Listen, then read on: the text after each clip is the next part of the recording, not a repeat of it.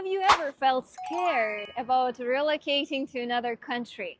And what makes it so hard to get used to your new life in a different country? I lived 1 year in Thailand and now I live 1 year in Vietnam. So I'm ready to tell you what is it like to live like an expat in Vietnam. So I'm gonna tell you about the prices, about the difficulties, about food and more. If you're interested in what does life look like in Thailand, you can watch my previous video. Enjoy! Let's start with the most interesting and intriguing topic, the money question. Let's split all of the expenses into several categories. And first category is gonna be house. So basically the rental fee. We live in a 2-room apartment. It's quite a big room. I live with my husband and with my dog. We pay for the rent of this apartment around $500. It depends on water and the electricity bills. And the house, our house is located between like a river and the sea. So I'm sitting on the beach and looking at our big house. Food, of course, food. I'd say that we spend twice less than for our apartment, for our rental fee. So let's say we spend around $250 for food. However, it's important to say that I usually do not cook at home. So I usually order food or I eat outside. And to be honest, comparing to Thai food, food in Vietnam is much healthier, less fat. So it's easier to eat and it's extremely cheap. Basically, you can buy a dish of Vietnamese food for $1 or even less than $1. Living here for around 1 year, we realized that we need a car or a bike, at least a bike. So we started with renting a bike, and the bike rental here costs around from $100 to $130. Well, to rent a car costs almost the same as the rental fee for the flat. So basically we spend around $600 for a car for a monthly rent, including the gasoline. Actually, I'm filming here on the beach and I'm looking around because Vietnam is popular for robbers. Yeah. And that's why I'm looking around, always looking around, because I'm afraid to see like a running Vietnamese that is gonna catch my phone and steal it. Okay, never mind. Apart from food and rental fee, we also have some entertainment, of course, for sure. So for entertainment, we usually spend from $150 to $250, I'd say. And here there are plenty of places you can spend your money in. Vietnam has a very rich nature, so almost each big city has hot springs park. And we usually go there because it's such a relaxing thing to go to the hot spring, enjoy your life there and relax fully. So I adore any kind of pools, hot tubs, saunas and hot springs for sure. However, it doesn't cost much.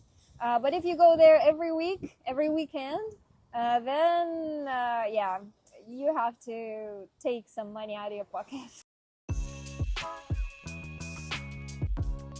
Well, what makes life in here difficult? So for me, one of the hardest things is climate.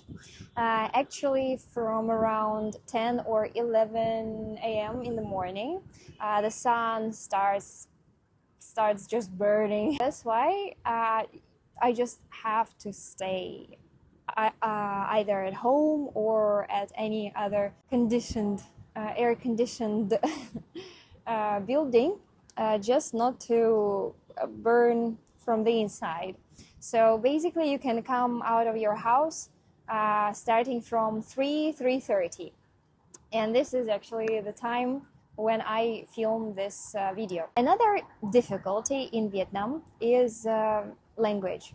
this language barrier, because most of Vietnamese people, they do not speak English, so that's why you always have to use your translator or learn Vietnamese. Another thing that was hard for me is products, food. I mean, I used to eat like a lot of bread, a lot of pasta, a lot of dairy products as well. And in here in Vietnam, and actually in the whole Asia, there are some difficulties to find, like, cottage cheese, some dairy products, some nice yogurts. Well, I bet you cannot find something good quality, something that probably you got used to, as I did. Bread, yeah, they do not eat bread, they eat rice instead.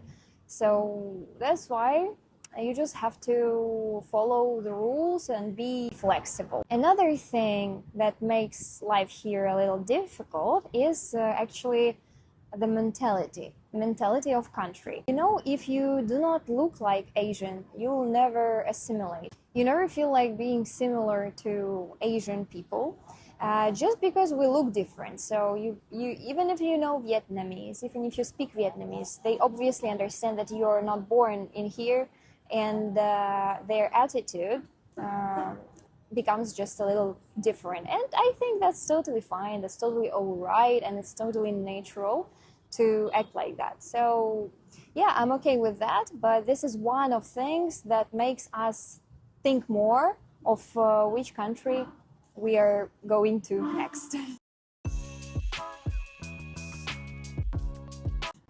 Another thing I'd love to share with you is the religion and the political system of Vietnam. Well, the interesting thing is that Vietnam is a Buddhist country. In Thailand, they have some kind of altars, like spiritual places almost everywhere, and here they have the same. However, they are trying to keep their altars inside their houses, and their altars look like an artistic masterpiece, to be honest. And I bet they spend like the most of their money on this altar because they always look so fancy. I mean, so rich, so full of like gold, full of statues. The twist here is that Vietnam is a communist country. For the first time I came here, I was so surprised. You know, I just used to that Thailand is a kingdom. And I don't know, like Buddhism and kingdom is something closer to each other. However, communism and Buddhism, for me, I'm thinking of the USSR. For me, those are totally different spheres. Well, maybe I don't know something. Maybe I don't know how exactly they live here, how exactly the politics works here.